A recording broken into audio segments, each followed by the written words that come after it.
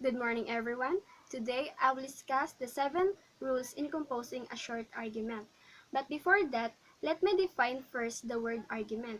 Argument is a reason given in proof or rebuttal or a coherent series of statements leading from a premise to a conclusion.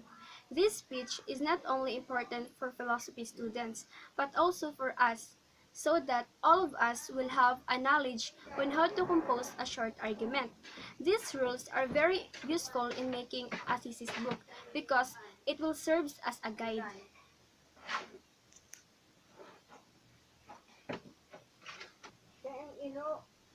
And now, let's proceed to the rules in composing a short argument.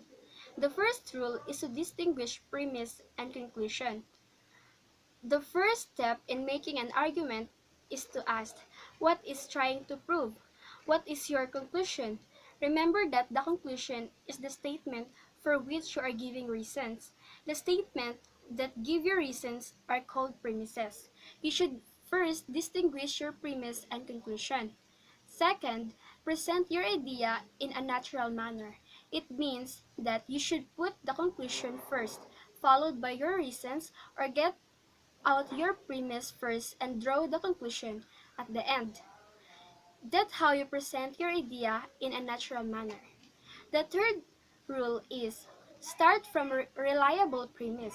Sometimes it is easy to start from reliable premises.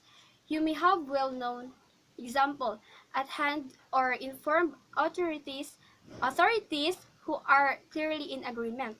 Other, other times is harder. If you are not sure about the reliability of a premise, you need to do some research or give a short argument for the premise itself. Is be concrete and concise. It means avoid abstract, vague, and general terms. It should be specific. Then the fifth rule is avoid loaded language. A person who questions a new technology is not in favor of going back to the cave. For example, and a person who believes in evolution is not claiming that her grandma was a monkey. If you can't imagine how anyone could hold the view you are attacking, you must don't understand it yet. In general, avoid language whose only function is to sway the emotion. Then the rule number 6 is use consistent terms. It means that you should use coherent or non-conflicting terms in making your argument.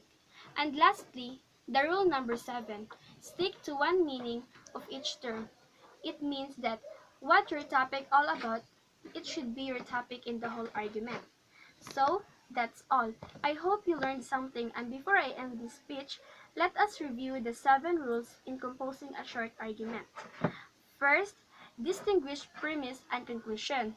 Second, present your idea in a natural manner. Third, start from reliable premise. Fourth, be concrete and concise.